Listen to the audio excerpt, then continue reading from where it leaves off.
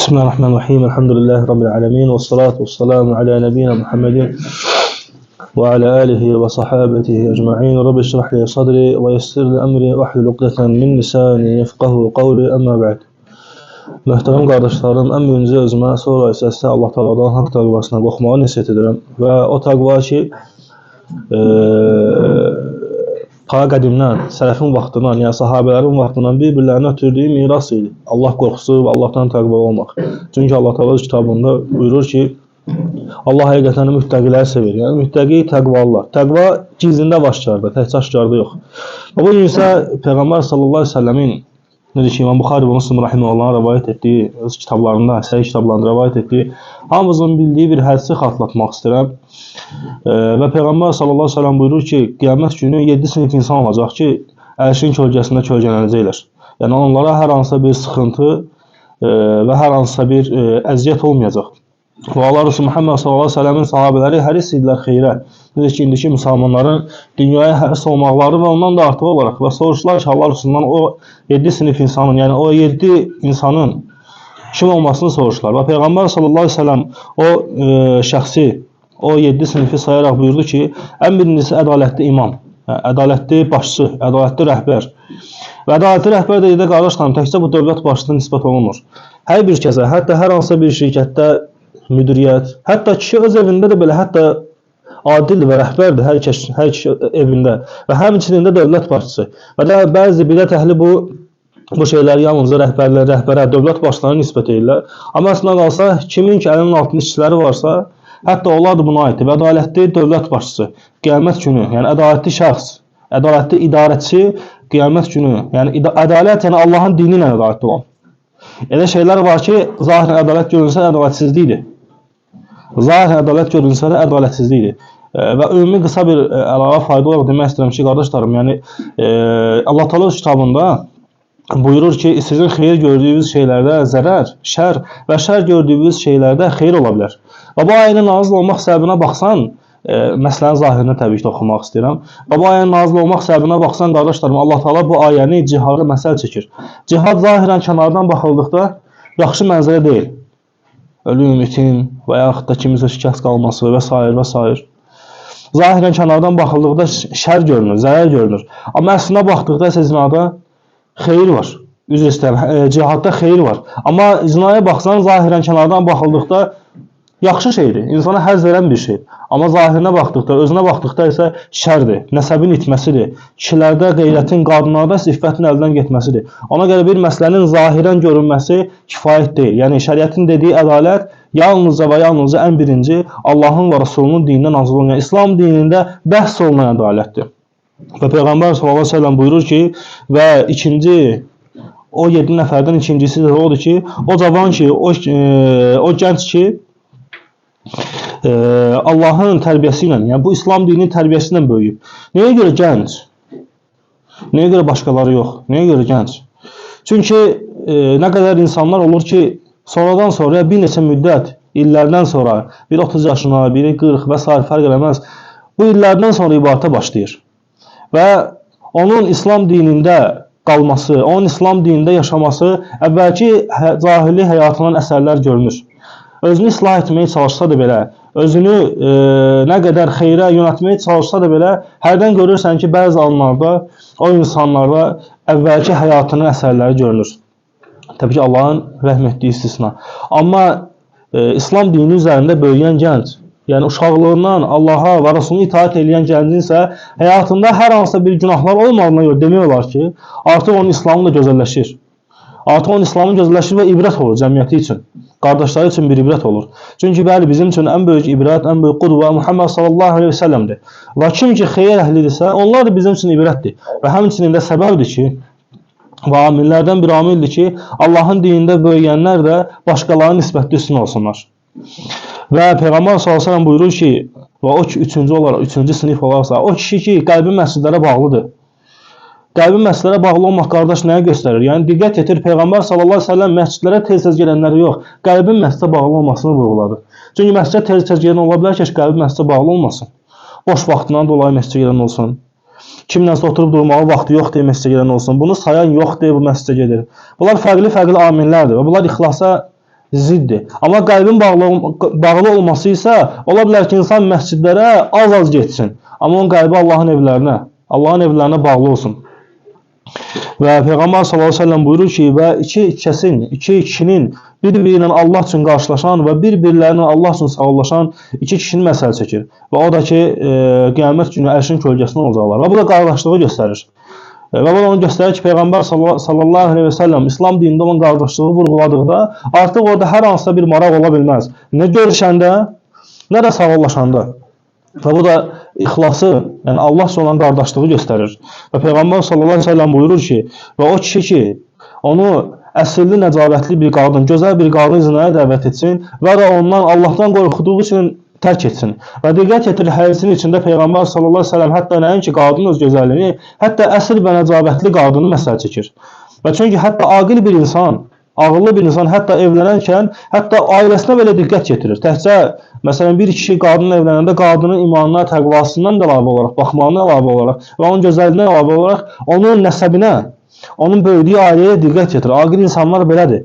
Çünki düzgün ailədə böyüyən bir insan, düzgün ailədə böyüyən bir qadın, yəni səbəbdir ki, həyatı boyu səlim qalsın. Səbəbdir ki, həyatı boyu sağlam qalsın. Həm düşüncələrində, həm də həyatında. Və Peyğəmbər sallallahu əleyhi və səlləm də buyurdu ki, hətta əsilli nəcabətli bir qadın və həmçinin gözəl bir qadın onu zinaya dəvət eləyərsə və də Allah üçün onu tərk etsin. Və diqqət edir, çünki elə ola bilər ki, bir kəsi hansısa bir eybəcər, gözəl olmayan bir qadın dəvət etsin. Zinaya, onu özünə çağırsın. Ondan, yəni gözəl bir qadının dəvət etməsi eyni deyil. Çünki Allah Teala ədalətlidir. Çünki Allah ədalətlidir. Məsələn, başqa bir məsələ olaraq, elə insan var ki, araq içməyi sevir və Allah üçün tərk edib. Amma elə insan var ki, hətta araq içmək, hətta onu belə cahil olsa belə, ibadət etməsə də belə, o haram onun üçün maraqlı deyil. Allah qatında bu iki nəfərin içkini tərk etməsi eyni deyil.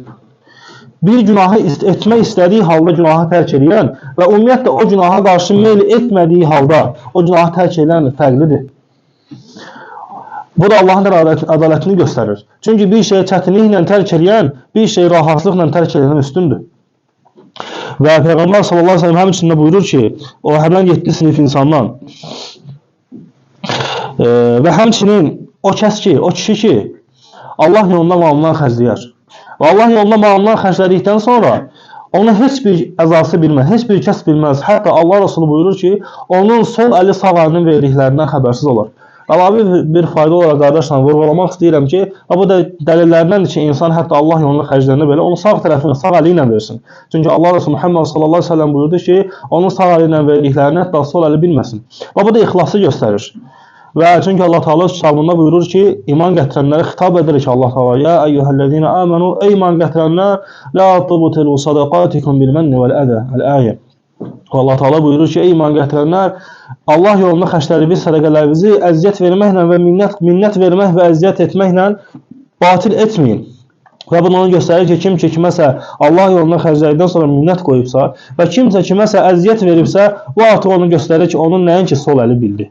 Hətta ümmət bildi ki, kimsə Allah yolunda xərcləyib. Və əslən artıq heç Allah yolunda xərclənmiş belə sayılmır. Və həmçinin isə növbəti 7-ci, sonuncu isə Peyğəmbər sallallahu əleyhi və səlləm buyurduğu kimi, o kəs ki Allahın ayələrini, Allahın dinini gizlində onda xatırlayar və gözləri yaşarar. Və bu da ixlası göstərir. Çünki necə deyildiyi kimi zahirən Ömər ibn Xattab kimi görünmək rahatdır. Amma daxildə isə, gizlində isə Ömər ibn Xattabın işçisi kimi olmaq çətindir. Çünki bu da ixlası göstərir. Çünki əslən münafiqlər də əvvəllər, hətta Allah Resulü vaxtında belə, hətta sahabələrin zamanında da belə münafiqlər zahirən Allah qorxusunu göstərirdilər. Allaha olan bəzi əlamətləri, bəzi şüarları özlərində göstərirdilər ki, onlar da xeyir əhlindədirlər. Amma qəlblərində isə o yox idi. Və bu da onu göstərir ki, Peyğəmbər sallallahu əleyhi və səlləm buyurduğu kimi, bir kəsin gizlində Rəbbini xatırlaması və gizlində Allahın kitabını dinləməsi və gizlində Allahın kitabını oxuması və Rəbbinə dua etdiyi zaman gözlərinin yaşarması. Çünki zahirən bu rahatdır. Və bugün imtahan etmək üçün bir şəxs özünü imtahan etmək üçün baxsın gizlində Rəbbi ilə halına. Əgər gizlində onun Rəbbi ilə gizlində olması, əgər onu o əlamətini ortaya çıxardırsa, Yəni Allahın ayələrini xeyri xatırladığı zaman gözlərinin dolması və yaxud da bəzi xuşuya səbəb olan amillərin onda baş verməsi gizlində varsa, artıq onun zahirən də bu şeylərin onda baş verməsi onun ixlasına zərər toxundurmaz. Və qardaşlarım, bu hədisin sonunda bir şeyi vurğulamaq istəyirəm. Və Allah Taala'nın bizə həqiqətən də rəhməti böyükdür. Allah Taala'nın bizə həqiqətən də nazil etdiyi şəriət çox rahatdır. Bax, bu 7 sinif insan və etdiyi ibadətlər heç bir insandan güc qüvvət demirlər ki, tələb eləmir. Allah üçün qardaşlıq eləmək insandan mal-mülk aparmır. İnsandan sağlamlıq aparmır. İnsandan hər hansısa bir sənin nəyivis əlindən almır. Haram olan bir qadından üz döndərmək, yəni zina etməmək səndən heç bir mülküvi, heç nəyi almır. Sağlamlığı, səhtivi əlindən almır. Və həmçinin də Allah yolunda az olsa da belə insanın etdiyini, xəslət etdiyi zaman onu gizlətməsi sənin heç nəyi sənin əlindən almır. Çünki sədəqə deyilikdə qardaşlarım, burada hətta kiçik bir şeylər də belə sədəqədən sayılır. Çünki qiyamət günü Allah Taala'nın insanların qarşısına qoyacağı tərəzi dünyadakı olan tərəzi kimi çəkmir. Bəşərin qoyduğu tərəzi 1 kilonun miqyasında ölçür. Amma Allah Taala'nın qiyamət günü qoyduğu tərəzi isə elə deyil. O ixlasın miqyasında çəkir və ixlasın qədər qiyməti, dərəcəsini isə yalnız Allah bilir. Və bu sayılan, bu 7 sinif insan göründüyü kimi heç bir əziyyətsiz, heç bir nəsə bir şey tələb etmir və heç bir şey də aparmır. Və bu da onu göstərir ki, Allah Taala'nın əmr etdikləri, Allah Taala'nın Muhammed sallallahu əleyhi və səlləm ümmətinə vacib etdiyi şeylər əslində rahat şeylərdir. Sadəcə şeytan böyüdür və şeytan çətinləşdirir. Ona görə də bir kəs sayılan xeyirlərə, Allah Taala'nın ona vacib etdiklərinə və Allah Taala'nın ondan soracaqlarına əgər qafildirsə, o yalnız öz nəfsini qınasın. Çünki qınanılacaq yeganə şey nəfsdir. Çünki Allah Taala zülm eləmir. Hətta insanlar da belə, hərdən insanlar da belə özlərinə zülm edənlərə zülm edirlər. Əksər vaxtda özünə zülm edən insanlar zülm edir. Hətta ola bilsin ki, insan özünə zülm eləməsin, başqaları da ona zülm eləməsin. Əksər vaxtlarda təbii ki. Ona görə qardaşlarım, bu kiçik bir xatırlatma idi və hamımızın bildiyi bir xatırlatma idi. Və bu da deyildiyi kimi Allah Taala'nın rəhmətini göstərir. Kiçik şeylərlə Allah Taala bizi ərşin kölgəsinə kölgələndirə bilər. Və bu əzəmətli bir şərəfdir, əzəmətli bir məqamdır ki, Allah Taala kiçik ibarətlərlə bu böyük şeyləri bizə bəxş edib. Və təbii ki, böyük ibarətlər də var. Və böyük ibarətlər də var və böyük ibarətlərin də böyük əcrləri var. Amma Allahın rəhməti böyük olduğuna görə kiçik əməllərlə, feyli kiçik şeylər təbii ki, feyli kiçik əməllərlə də Allah Taala hətta insanı ən əzəmətli məqama yönəldə bilər. Və Allah Taala zaten qadirdir və hər şeyə qadirdir. Və hətta Allah Taala'nın rəhməti o qədər böyükdür ki, hətta Adəm Allah Taala'nın yaratdığı cənnətində Allaha asi oldu. Və Allah Taala ona hətta cənnətdən qovanda ona tövbə etməsi üçün sözlər öyrətdi. Necə ki Allah Taala öz kitabında buyurur ki, o zaman ki Adəm cənnətdən çıxardılanda və Allah Taala onu dünyayı nazil edəndə Allah Taala ona tövbə etməsi üçün, yəni Allahın qəbul edəcəyi tövbə etməsi üçün Allah ona kəlmələr öyrətdi. Və Adəm də o kəlmələrdən istifadə edib Rəbbinə tövbə etdi. Və diqqət edin, subhanallah, gör Rəbb o qədər ədalətlidir ki, hətta insana tövbə etməyi yönünü öyrətdi ki, o Rəbbinə tövbə etsin ki, onu bağışlasın. Və bu da onu göstərir ki, tövbə də Allahın istədiyi kimi olmalıdır. Təkcə günahdan çəkinmək, təkcə ümumi tövbə etmək kifayət eləmir və o zamana qədər ki, Allah Taala'nın nazil etdiyi kimi və Allah Taala'nın əmr etdiyi kimi o tövbələr olsun. Və o zaman isə qəbul olunur. Və Allahın öyrətdiyi ibadətlər isə azdır. Heç biri çətin deyil və heç biri də ağır deyil. Əksinə nəfsin bəhrəsi çoxdur. O da bidətlərlə olur. Və bu qədər qardaşlarım, qısa olaraq Allah Taala'dan istəyirəm ki, bizi bu Ramazana yetişdirdiyinə görə, bizi çatdırdığına görə və artıq Ramazan da bitir və az qalıb, çaylı günlər qalıb. Və Allah Taala'dan istəyirəm ki, bizi bu Ramazana bağışlasın, bizi əfv eləsin. Çünki biz möhtacıq. Allah Taala'nın bizə verəcəyi o bağışlanmağa biz möhtacıq. Hətta biz Allah Taala'nın bizə endirdiyi bir damcı suya belə möhtacıq, yağışa. O yağış olmasa hər şey məhv olur. Hətta o yağış olmasa hər şey məhv olur. Subhanallah, yağış olmasa da olar, yeri gələndə. Nə olacaq? Yağış olmasa nə olacaq? Təsərrüfat, insanların əkinləri məhv olacaq. Amma Allahın bağışlanması olmasa, O yağışın yağmağında da fayda olmayacaq. O dünyada da fayda olmayacaq. Zaten bizdən əvvəlkilərə o dünyalar verilmişdi. Bizdən əvvəl elə kəslərə dünyalar elə formada verilmişdi ki, onların xəzinələrinin açarlarını adamlar daşıyırlar. Xəzinələrinin açarlarını daşıyanlar var idi. Subhanallahil-azim. Onları bu dünyanın verilməyinin nə faydası oldu ki? Və əksinə ona görə də sahabələr Allah Taala'dan onlara gələn dünyanı görəndə, onlara gələn nemətlərini görəndə Allahdan qorxurdular və elə düşünürdülər ki, bu Allahın onlara verdiyi bir istidracdır. İstidrac, yəni insanın layiq olmadığı şəkildə dərəcəsinin ucalması. Necə ki, bugün kafirlər. Məsələn, baxırsan dünya onlardadır, pul da onlardadır, söz sahibi də onlardılar, hər şey onlardadır. Bu o demək deyil ki, onlar ona layiq idi. Sadəcə olaraq Allah onların gözlərini o dünya ilə yumdu. Və Allah Teala öz kitabında buyurur ki, Allah onları sənəstədricuhum və diqqət etir bu ayələrə. Biz onları layiq olmadıqları dünya ilə sevindirərik. Və həmçində sahabələr qorxardılar. Və onu göstərir ki, dünya bir meyar deyil. Ölçü üçün, miqyas üçün dünya bir meyar deyil. Çünki o dünya Muhammed sallallahu aleyhi ve sellem verilmədi. Dünya Allah Resulü Muhammed sallallahu aleyhi ve sellem verilmədi. Hətta onu öz həyat yoldaşı, Əbu Bakırın qızı, Sıddiqin qızı, möminlərin birinci xəlifəsi, birinci əmiri, Əbu Bakırın qızı, Ayşə radiyallahu anhə, öz həyat yoldaşını Muhammed sallallahu aleyhi ve selləmi nə ilə vəsf eləyərdi? Və onunla vəsf eləyər ki, o az idi. Peyğəmbər sallallahu aleyhi ve sellem o buğda çörəyindən, arpa çörəyindən doymadan dünyasını dəyişdi. Allah Resulü Muhammed sallallahu aleyhi ve sellemə gəlməyən bir dünya heç vaxt müəyyən ola bilməz. Ona görə hərdən görürsən müsəlmanları, hərdən sıxıntılı şeylər onları incidir. Hərdən o bəzi dünyada baş verən imtihanlara görə dinində nələrsə əllərindən gedir. Olmaz. Olmaz. Yəni hər hansısa bir pula görə, dünyaya görə Allah Resulü Muhammed sallallahu aleyhi ve sellem sünnətini kanalizasiyaya, ayağına töhmək olmaz. Bu soruşulacaq. Dünya olsa da olar, olmasa da olar. Əsas olur ki, din olsun. Ona görə xeyir əhli, sələflər Allah Taala'dan dua edib, istəyərkən deyərlər ki, bizim bu qəlbimizi, bizim əsl həyatımızın həmmini dünya eləmə və həmçində bizim müsibətimizi dinimizdə eləmə. Çünki əgər müsibət dində olarsa, heç bir faydası olmayacaq.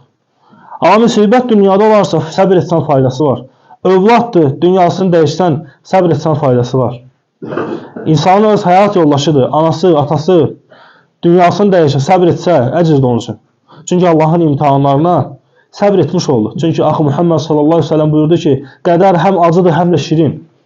Çünki başa gələn insanın qazandığı neymətlər şirin şeylərdir. İnsanın müsəlmanın ev olması, övladların olması, evlənməsi və yaxud da ona üz verən xeyirlər. Bu qədərin şirin tərəfidir. Həmçinin onun acı tərəfləri var. O da etkilərlə olur. Ya sağlamlıqla, ya ölümlə və yaxud da buna bənzər şeylərlə. Və acı deyilənlərə, Muhammed sallallahu aleyhi ve sellem acı olaraq vəsf etdiyi müsibətlərə səbr eləmək isə fəzilətdir. Ona görə diqqət etir Allah Resulü'nün sözünə ki, Muhammed sallallahu aleyhi ve sellem buyurdu ki, övladı dünyasını dəyişdiyi zaman həmd eləyən, Allah'a üsyan eləməyənə qiyamət günü həmddən ev tikiləcək. Və insanlar biləcəklər.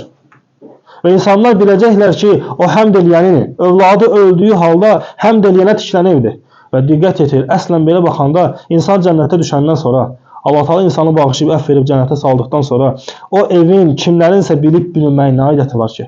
Amma Allahın rəhmətindəndir ki, başqalarına göstərsin ki, o dünyadakı böyük bir sıxıntıya, böyük bir müsibətə səbr eləmişdir. Ona göstərir ki, qardaşlarım, məqsəd, meyar, üstünlük Allahın dinindədir. Və ona olan itayətdədir. Və kiminsə üstünlüyü də yalnız oradadır və kiminsə aşağı düşməsi də yalnız oradakı aşağılığındadır. Yəni, Muhammed sallallahu aleyhi ve sellem sünnəsinə müxalifliyində və yaxud da tənbəlliyindədir. Allah Teala'dan istəyirəm ki, biz bağışlasın, əfv eləsin bu ayda. Bizi də, ayələrimizi də. Allah Teala'dan istəyirəm ki, bizi xeyirlə, təqva ilə gələn Ramazana çatdırsın. Çünki bundan əvvəlki Ramazandan bu Ramazana qədər dünyasını dəyişən qardaşlarımız olur. Və biz onları öz əllərimizlə dəfn eləmişik. Bəlkə onlar bizlərini xeyirliyirlər. Ona görə ola bilsin ki, bu axıncı Ramazandır. Kimlər üçünsə ola bilsin axıncı Ramazandır və kimlər üçünsə ola bilsin yox. Allah Teala'dan istəyirəm ki, bizi xeyirlə gələn Ramazana çatdırsın və bizi bağışlasın, əfv eləsin. Və nə xətalarımız var idisə, bizim öz nəfsimizə ediyimiz zülm idi. Allah Teala bizə zülm eləmədi. Allah zülmü öz nəfsinə haram edib. Və bizim özümüzə etdiyimiz zülmdür. Allah Teala istəyirəm ki, bu zülmü bizə bağışlasın, əfv eləsin. Allah dövlət başımızı qorusun, rəhbərimizi qorusun. Və kim ki onlara zərər istəyirsə, onlara, ona zərər istəyirsə, onun ətrafına zərər istəyirsə, Allah o zərər istəyənlərin zərərlərini özlərinə qaytarsın. Və əlhəmdülillah, rəhbərimiz müsəlmandır və onun əli ilə, onun səbəbi ilə də əmin-amansızlıqdayıq. Çünki əmin-amansızlıq rəhbərin əli ilə olur. Və nə qədər xeyirli müsəlmanlar var ki, bu gün əmin-amanlıq içində deyirlər. Çünki rəhbərləri əmin-aman adam deyil. Məsələn, baxın, Filistində görünənlər oldu. Nə qədər orada hafizlər, Allahı ibadət edən müsəlmanlar var idi. Amma əmir sahibləri düzgün olmadığına görə görsən əmin-amansızlıq olmadı. Bu gün bizim əmin-amansızlığın səbəbi rəhbərin əli iləndir. Allah onun əlini islah edir. Allah Teala insan onu bağışlasın, əfv eləsin, onu həm bu dünyada, həm də axirətdə xoşbəxt eləsin, onun da ailəsini də həmçinin. Və kimlər ki, müsəlmanlara zərər istəyirlərsə, şər istəyirlərsə, Allah olan zərərlərini də, şərlərini də özlərinə qaytarsın. Allah bu sələfi dəvətinə, sahabələrin yolunun üzərində onun dəvətə bərəkət versin və bizi xeyir üzərində saxlasın, bizi ixlaslı eləsin. Ən əzəmətli kəlmə olan, ən üstün kəlmə olan La ilahə illallah Muhammed Rasulullah kəlməsinin üzərində bizi yaşatsın. O kəlmənin üzərində bizim canımızı alsın. Ən uzun Allah bilir və subhanəkəllahümə və bihamdik əşhədu ən la ilahə illə ənt əstəğfirukallah və etûbü ileyk.